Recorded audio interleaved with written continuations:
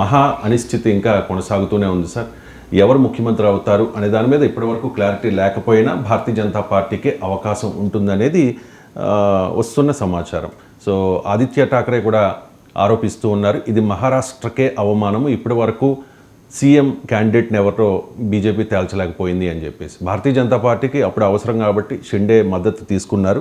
So ఇప్పుడు వాళ్ళకి ఎక్కువ స్థానాల్లో గెలిచారు కాబట్టి భారతీయ జనతా పార్టీకే అవకాశం ఉంటుంది అనేది వస్తున్న సమాచారం సార్. మిత్రపక్షాల విషయంలో భారతీయ జనతా పార్టీ వైఖరికి ఇది నిదర్శనమా? అంటే అవసరం ఉన్నప్పుడు వాడుకోవడం, ఆ తర్వాత వదిలేయడం అనేది. అంటే రాజకీయాల్లో అది కాక ఇంకేముంటుంది? రాజకీయాలైనా బేసిక్ పాలిటిక్స్లో బలాబలాలే కదా. ఇప్పుడు అవసరాలు రెండు రాజకీయ పార్టీలు కలవాలనుకున్నప్పుడు వీళ్ళ అవసరం వాళ్ళ అవసరం, అంతే తప్ప వేరేది ఏమీ ఉంటుంది. అందులో భారతీయ జనతా పార్టీ ఏంటంటే కోల్డ్ బ్లడెడ్ పాలిటిక్స్ అంటారు. అంటే తాము ఎలాగైనా తమ పార్టీ పెంచుకోవాలి అని, అది నేరమని కూడా అన్నాను నేను. ఇప్పుడు ఈ మాట నేనన్నది కూడా కాదు. రామ్ మాధవ్ వరంగల్లో బీజేపీ కార్యవర్గ సమావేశంలో వాడిన పదం కోల్డ్ బ్లడెడ్ పాలిటిక్స్. అంటే నెగటివ్ టోన్లో చూడాల్సిన అవసరం లేదు. కమ్ వాట్ మే బీజేపీ పెరగాలి, బీజేపీ ఫుట్ ప్రింట్ ఉండాలి, ఇది పార్టీ వైఖరి. ఇప్పుడు మీకు ఆంధ్రప్రదేశ్లో కూడా ఈ చర్చ జరిగింది. తెలుగుదేశం అయినా వైసీపీ అయినా రెండు పార్టీలు కూడా గత 10 ఏళ్లలో అధికారంలో ఉండనియండి, ప్రతిపక్షంలో ఉండనియండి, మధ్యలో ఒక 1 year చంద్రబాబు ధర్మ పోరాట దీక్షలు చేసిన సమయం మినహా మిగతా 9 ఏళ్ళు బీజేపీకి అండగానే ఉన్నారు 25 మంది ఎంపీలు, సర్వకాల సర్వావస్థ లేదు. అయినా మరి బీజేపీ ఎందుకు కూటమిలో చేరింది? వాస్తవంగా కూటమిలో చేరినా వైసీపీ ఎంపీలు మద్దతు ఇస్తారు, అది వేరు విషయం. ఇప్పుడు ఇస్తలేరా? వైసీపీ కూటమిలో టీడీపీ నాయకత్వంలోని కూటమిలో బీజేపీ చేరినా వైసీపీ వారు బీజేపీకి మద్దతు ఇవ్వడానికి ఏమి వెనకాడతలేరు. వాళ్ళ ప్రాబ్లమ్స్ వాళ్ళకున్న ఈడీలు, సిబిఐలు. కానీ వన్ ఆఫ్ ద రీజన్స్ ఏంటంటే తమ ఫుట్ ప్రింట్ పెంచుకోవాలి. తమకు ఇతర పార్టీలు మద్దతు ఇస్తే ఇవ్వచ్చు. ఇప్పుడు మీరు కోరిస్తూ ఉంది, బిజు జనతాదళ్ మద్దతు ఇచ్చింది వాస్తవంగా. కానీ బిజు జనతాదళ్ ప్లేస్లో బీజేపీ అధికారంలోకి వచ్చింది కదా. సో మన మిత్రపక్షమే కదా, బిజు జనతాదళ్ పట్ల కాస్త సాఫ్ట్గా ఉందామని బీజేపీ అనుకుందా? బీజేపీ ఏంటంటే కట్ త్రోట్ కాంపిటీషన్ పాలిటిక్స్ నడుపుతుంది. అందుకే ఆ పార్టీ ఇంత పెరిగింది. 2 సీట్ల నుంచి ఇవాళ 240 సీట్లు, ఒక దశలో 303 సీట్లు పట్టుకునే రాలేదు కదా. అందువల్ల ఏ చిన్న ఆపర్చునిటీని కూడా వదులుకోరు. బీహార్లో కూడా అనివార్యమైన నితీష్ కుమార్ చేశారు. బీహార్లో కూడా చాలా కాలంగా డిమాండ్ ఉంది తమ నాయకుడే ముఖ్యమంత్రి కావాలి అని. కానీ నితీష్ కుమార్ ఏంటంటే ఆయన 5 సార్లు ఇప్పటికి అటు ఇటు మారాడు. ఈ గ్రౌండ్ నుంచి ఆ గ్రౌండ్, కబడ్డీ టీంలు అటో టీం ఇటు టీం అంటే ఈయన ఏ టీంలో ఉంటాడో ఎవరికి తెలియదు. అటు ఇటు కళ్ళు మూసుకొని తెరిచే లోపల అటు ఉంటాడు. సో అందువల్ల తప్పలేదు ఆయనలకు, ఎందుకంటే అక్కడ బీహార్లో సంతగా లేదు. మీరు బీహార్లో అయినా సొంతగా బీజేపీ అధికారంలో ఉండే పరిస్థితి వచ్చిన మరుక్షణం Nitish Kumar will be dumped in Ganges river. మీరు చూస్తుండండి, అన్సెరమోనియల్గా పక్క పడేస్తారు, ముచ్చట లేదు. మరి ఒక్క బీజేపీ చేస్తుందా? మరి బీజేపీ మిత్రపక్షాలు లేడం లేదా? నితీష్ కుమార్ 2 సార్లు మారాడు, చంద్రబాబు నాయుడు 2 సార్లు మారాడు. అందువల్ల మనం బీజేపీని ఆరోపించలేము. ఇది మిగతా పార్టీలు కూడా అలాగే ఉన్నాయి కదా, సందర్భోచితంగా బీజేపీతో పొత్తు పెట్టుకుంటాయి. మళ్ళీ అవసరం వచ్చినప్పుడు బీజేపీకి వ్యతిరేకంగా మారుతాయి. మళ్ళీ అవసరం వస్తుంది. ఎందుకంటే 2014లో చంద్రబాబు పొత్తు పెట్టుకున్నాడు. 2018లో ఎందుకు బయటకు వచ్చాడు? మోడీ పట్ల వ్యతిరేకత వస్తుందని అంచనాకు వచ్చాడు. సోనియా గాంధీ, రాహుల్ గాంధీ పక్కన నిలబడలేదా? మన కర్ణాటక కుమారస్వామి ప్రమాణ స్వీకారం ఫోటో ఇప్పటికి కూడా గూగుల్లో దొరుకుతుంది. సో అందువల్ల రాజకీయాల్లో ఒక్క బీజేపీ ఇట్లుంటుందా? మళ్ళీ 2019లో ఓడిపోయాడు. మళ్ళీ ఓడిపోయిన మరుక్షణం నుంచి బీజేపీ పట్ల స్నేహ సంకేతాలు పంపడం మొదలుపెట్టారు. ఓడిపోయిన మరుక్షణమే, నాటి 1 minute కూడా లేట్ చేయలే. సో బీజేపీ ఒప్పుకోలేదు చివరి వరకు. కానీ టీడీపీ డే 1 నుంచి బీజేపీకి అనుకూలంగానే ఉంది 2019 ఓడిపోయాక. కానీ అవకాశం వచ్చింది, పదే వెనుకబడ్డ అక్కడికి బీజేపీ కలుపుకున్నది. అందువల్ల ఇది బీజేపీయే ఉన్నది, ఇతర పార్టీ లేవు అని కూడా కంక్లూజన్ రాలేరు. రాజకీయాలు అలా ఉన్నాయి. ఈ రాజకీయాల్లో బీజేపీ ఆరితేరింది. అందువల్ల నేను చాలాసార్లు ఉదాహరణలతో కూడా చెప్పాను, బీజేపీతో పొత్తు పెట్టుకున్న ఏ మిత్రపక్షం కూడా బీజేపీతో పరుగు పందెంలో నిలబడలేదు. బీజేపీ పరుగు పందెంలో మిత్రపక్షాన్ని కూడా తీసుకొని పరుగు తీయదు, బీజేపీయే పరుగు తీస్తుంది. ఇది బీజేపీ అప్రతిహత ప్రయాణంలో మిత్రులైనా ప్రత్యర్థులైనా ఆ రథచక్రాల కింద పోవాల్సిందే. ఇది మీకు దేశవ్యాపితంగా నేను ఉదాహరణలు ఇచ్చాను. మళ్ళొక్కసారి కూడా చెప్తాను. కాశ్మీర్లో పీడీపీ ఇవాళ ఎక్కడుంది? అడ్రస్ లేకుండా పోయింది. బీజేపీతో కలిసి ప్రభుత్వం ఏర్పాటు చేసింది. హర్యానాలో జననాయక జనతా పార్టీ ఒక్క సీటు కూడా లేకుండా పోయింది. ఒకప్పుడు 10 సీట్లుండి సంకీర్ణ ప్రభుత్వంలో ఉండే. పంజాబ్ శిరోమణి అకాలీదళ్ ఒకప్పుడు బీజేపీతో కలిసి దశాబ్దాల పాటు పొత్తుండే. ఇవాళ ఎక్కడుంది? Aam Aadmi party number 1 party పంజాబ్లో, కాంగ్రెస్ నెంబర్ 2, అకాలీదళ్ నెంబర్ 3. ఇప్పుడు రేపో మాపో బీజేపీ అకాలీదళ్ కూడా వెనక్కి కొట్టేసి 3rd పొజిషన్గా వచ్చినట్టుంది. అకాలీదళ్ 4th ప్లేస్కి పోయేలా సూచనలు కనబడుతున్నాయి. మహారాష్ట్రలో మీకు శివసేనతో పొత్తు పెట్టుకుని చాలా ఏళ్ళు పొత్తుండే. ఇవాళ ఉద్ధవ్ ఠాక్రే ఎక్కడున్నాడు? అడ్రస్ లేకుండా పోయాడు కదా. సో ఇవాళ ఉద్ధవ్ ఠాక్రే పరిస్థితి ఏంటి? 4th position. మీకు first BJP, second Eknath Shinde వర్గం నెంబర్ ఆఫ్ సీట్స్లో, 3rd Ajit Pawar NCP, 4th Uddhav Thackeray. ఒకప్పుడు శివసేన నాయకుడు ముఖ్యమంత్రి ఉండే మనోహర్ జోషి. సో బీజేపీతో కలిసి ఉన్న ప్రభుత్వంలో ఇవాళ సిచ్యువేషన్ ఏంటి? 4th పొజిషన్కి వెళ్ళిపోయింది ఉద్ధవ్ ఠాక్రే. మీకు నితీష్ కుమార్ ఒకప్పుడు senior partner JDU, BJP junior partner ఉండే. ఇవాళ single largest party BJP, senior partner కాదు ఇప్పుడు JDU. Nitish Kumar junior partner అయిపోయాడు బీహార్లో. తమిళనాడులో అన్నాడీఎంకే బీజేపీతో కలిసింది. బీజేపీ పెరుగుతోంది, అన్నాడీఎంకే తగ్గుతోంది మీరు గమనిస్తే.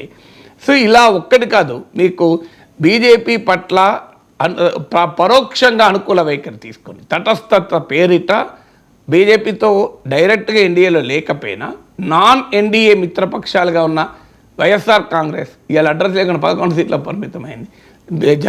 మనకు బిజు జనతాదళ్ అధికారాన్ని కోల్పోయింది. బీజేపీతో దుబ్బాక్ ఎలక్షన్ వరకు కూడా కాస్త సానుకూలంగా ఉన్న బీఆర్ఎస్ ఇవాళ ఎక్కడ ఉంది సిచ్యువేషన్? బీఆర్ఎస్ 3rd పొజిషన్కి పోయింది. మన లోక్సభ ఎన్నికల్లో, అసెంబ్లీ ఎన్నికల్లో 2nd పొజిషన్లో ఉన్నాక కూడా. అస్సాంలో అస్సాం గణ పరిషత్ ఎంత బలహీనపడింది. ఒకప్పుడు అస్సాం గణ పరిషత్ నాయకులు ప్రఫుల్ల కుమార్ మహంత ముఖ్యమంత్రిగా ఉండే. బెంగాల్లో మమతా బెనర్జీ వాజ్పేయి ప్రభుత్వంలో మంత్రిగా ఉండే. ఇవాళ బెంగాల్లో పోటీ ఎవరు? ప్రధాన పోటీ భారతీయ జనతా పార్టీ. ఇలా ఒక్క స్టేట్ కాదు, నేను ఇప్పుడు మీకు ఇన్ని స్టేట్లు చెప్పాను. అన్ని స్టేట్లో కూడా ప్యాటర్న్ ఒకటే. మీకు ఎంటైర్ కంట్రీలో మీకు ఈ ప్యాటర్న్కి అసలు డిఫరెంట్గా కర్ణాటక జనతాదళ్ సెక్యులర్ ఇవాళ ఎంత బలహీనపడింది జనతాదళ్ సెక్యులర్. సో అందువల్ల this is a pattern everywhere, ఇక్కడ ఒక్క చోటే కాదు. ఎందుకు ఆ ప్యాటర్న్కి రీజన్ ఏంటి అంటే BJP grows at the expense of rivals. BJP doesn't hesitate to grow at the expense of allies. మరి అలా అంటే బీజేపీ తన ప్రత్యర్థుల్ని దెబ్బతీసి పెరుగుతుంది. తన పెరుగుదలకు అవసరమైతే మిత్రపక్షాలను కూడా దెబ్బతీస్తుంది. మరి ఆంధ్రప్రదేశ్లో తెలుగుదేశం పార్టీ అండ్ జనసేన ఈ 2 పార్టీలకు కూడా ప్రమాదం తప్పదా భవిష్యత్తులో? అంటే ఇమీడియట్గా ఇప్పుడు తుఫాన్ చాలా దూరంగా కేంద్రీకృతమై ఉందని అల్పపీడనం, ప్రమాదం ఉండదు కదా. అది తీరం దాటదో దాటితే ఎంత వేగంగా దాటుతుందో తెలియదు. అది ఇక్కడ మన తీరం కాకుండా పక్క తీరానికి పోతుందో తెలియదు. అంటే ఇప్పుడే ఎలా చెప్పగలం? ఇప్పుడు అల్పపీడనం చాలా ఆంధ్ర తీరానికి చాలా దూరంగా నెలకొని ఉంది. ఇది ఎంత ఉధృతమై రాజకీయ అల్పపీడనం, వేరే ఉద్దేశం నెగిటివ్గా అంటే పాజిటివ్గా. సో ఇది ఉధృతమై ఎటువైపు పోతుందో ఈ రాజకీయ తుఫాన్ మనం చెప్పలేం కదా. సో డెఫినెట్గా నేనైతే ఆ దేశవ్యాప్తంగా మీకు ఎక్సెప్షన్ ఎక్కడ చెప్పండి, ఏ స్టేట్? ఇప్పుడు మీకు అన్ని రాష్ట్రాలు చెప్పాను నేను, ఇండియా మ్యాప్ మనసులో ఆలోచించుకుంటూ చెప్పాను మీకు. కశ్మీర్ నుంచి కన్యాకుమారి వరకు, మీకు ఈస్ట్ నుంచి వెస్ట్ వరకు అన్నీ చెప్పాను కదా. మీకు అస్సాం బెంగాల్ నుంచి మహారాష్ట్ర వరకు, జమ్మూ కాశ్మీర్ నుంచి తమిళనాడు వరకు, కశ్మీర్ టు కన్యాకుమారి అయిపోయింది కదా, ఈస్ట్ వెస్ట్ అయిపోయింది, నార్త్ టు సౌత్ అయిపోయింది కదా. మీరు ఇండియన్ పొలిటికల్ మ్యాప్ తీసుకొని షో మీ వన్ స్టేట్ బీజేపీతో పొత్తు పెట్టుకొని బలహీనపడని పార్టీ చెప్పండి నాకు, ఒక్క పార్టీ. సందర్భం ఓవర్ ఎ లాంగర్ పీరియడ్, మీరు ఇమీడియట్ ఒక 5-year పీరియడ్లో చూడకండి, ఒక 20-year period political map, 30-year period, 10-year period తీసుకోండి. బీజేపీతో పొత్తు పెట్టుకొని పెరిగిన ఒక్క రాజకీయ పార్టీ ఉదాహరణ చెప్పండి నాకు. ఒక 20-year పీరియడ్ గ్రాఫ్లో మీకు ఎప్పుడు కూడా ట్రేడింగ్ చేయకూడదు. పాలిటిక్స్లో కూడా ట్రేడింగ్ అంటే ఇవాళ కొని ఇవాళ అమ్మితే లాస్ అవుతారు. ఇన్వెస్ట్మెంట్ చేయాలి. పాలిటిక్స్లో కూడా ఇన్వెస్ట్మెంట్ దృక్పథంతో చూడాలి, ఒక లాంగ్ టర్మ్ ప్యాటర్న్ చూడాలి. ఎప్పుడు కూడా ఇమీడియట్గా ఒక ఎన్నికలో గెలవచ్చు, ఒక ఎన్నికలో ఓడచ్చు. I'm not looking at it. So ఇది దేశవ్యాపితంగా ఉన్నటువంటి ట్రెండ్ ఇది. దిస్ ఈజ్ నాట్ ఎందుకు వినయంతమని చెప్పినట్లు బీజేపీ తన పెరుగుదల కోసం అనుసరించేటువంటి వైఖరి తప్పని నేను అన్నాను. That is Bharatiya Janata party. Foul game లేదు కదా ఈ ప్రాసెస్లో. ఎక్కడైనా ఫౌల్ గేమ్ అంటే తప్పు. ఇది పాలిటిక్స్లో everything is fair in politics అని అంటారు కదా. సో పాలిటిక్స్లో కాంపిటీషన్ ఈజ్ ఫేర్. కాంపిటీషన్ ఇది రాంగ్ కాదు. Why competition only with rivals, competition with allies also. ఇక శాశ్వతంగా మిత్రపక్షాలపై ఆధారపడి ఉండమంటారా భారతీయ జనతా పార్టీని? శాశ్వతంగా మిత్రపక్షాలు బెదిరిస్తే బెదిరమంటారా? శాశ్వతంగా మిత్రపక్షాలు అదరగొడితే అదిరిపోమంటారా? అదొక రాజకీయ పార్టీ. సో రాజకీయ పార్టీ ఏం పని చేస్తుంది? ఫౌల్ ఆడు. ఇప్పుడు మరి క్రికెట్ మ్యాచ్లో చాలా కిల్లర్ ఇన్స్టింక్ట్తో ఫైట్ చేసిన వాడే గెలుస్తాడు కదా. రాజకీయాల్లో కూడా కిల్లర్ ఇన్స్టింక్ట్ బీజేపీది. గెలవాలి ఎట్టి పరిస్థితుల్లో. గెలవడంలో మీకు బౌన్సర్లు వేస్తే తప్పు, కావాలని బౌన్సర్లు వేస్తే తప్పు, అది నేరము. కానీ as long as the game is fair, you have no right to question. That the game. Politics is the game. ఆ గేమ్లో బీజేపీ మిత్రులు ప్రత్యర్థులు అనేది ఉండరు. బీజేపీ పెరగాలి. BJP is an ideological force. మిత్రపక్షాలతో కలవడం అనేది వ్యూహాత్మకమే. అది వాళ్ళ ఎత్తుగడలే, టాక్టిక్సే. బట్ వాళ్ళ ప్రోగ్రామాటిక్ అండర్స్టాండింగ్ ఏంటి? ప్రోగ్రామాటిక్ అండర్స్టాండింగ్ వాళ్ళ ఐడియాలజీని డెవలప్ చేయాలి. ఇప్పుడు బీజేపీ టీడీపీతో కలిసింది. టీడీపీ ఏమైనా బీజేపీ ఐడియాలజీ ప్రమోట్ చేస్తుందా? జనసేనతో కలిసింది. ఇవాళ పవన్ కళ్యాణ్ సనాతన ధర్మం అన్నాడు, రేపు చేగోరామాన్ని మళ్ళీ అంటాడేమో, రేపు మళ్ళీ కామ్రేడ్ ఫిడెల్ కాస్ట్రో అంటాడేమో. గ్యారెంటా? సో బీజేపీ అన్నది బీజేపీ ఎప్పుడు ఒకటే అంటుంది. బీజేపీ ఎప్పుడైనా సనాతన ధర్మం అంటుంది. కానీ మిగతా వాళ్ళు ఇప్పుడు పవన్ కళ్యాణ్ సనాతన ధర్మం ఎప్పుడు అంటాడు నన్ను గ్యారెంటీ ఏంటండి? సో ఇప్పుడు ఎవరెవరు సందర్భోచితంగా మాట్లాడుతుంటారు. ఇక బీజేపీ మిగతా పార్టీలని, బీజేపీతో కలిసే పార్టీలు జేడీయూ కావచ్చు, జేడీఎస్ కావచ్చు, ఏదైనా, బట్ వారి సైద్ధాంతిక దృక్పథానికి కట్టుబడి ఉండేది బీజేపీ ఒకటే. ఈవెన్ శివసేన కూడా మధ్యలో వెళ్ళిపోయి కాంగ్రెస్ ఎన్సీపీలతో కలవలేదా? అందువల్ల పార్టీ ఈజ్ వెరీ క్లియర్. మా ఐడియాలజికల్ ప్రస్థానంలో ఎవరు అడ్డం వచ్చినా వారిని పక్కకు జరుపుకుంటూ, ప్రత్యర్థులను అయితే ఢీకొడు పక్కకు జరుపుతాం, మిత్రపక్షాలు అయితే సైడ్కి ఇలా అంటాం. సో అల్టిమేట్గా అనడమే ముఖ్యం కదా.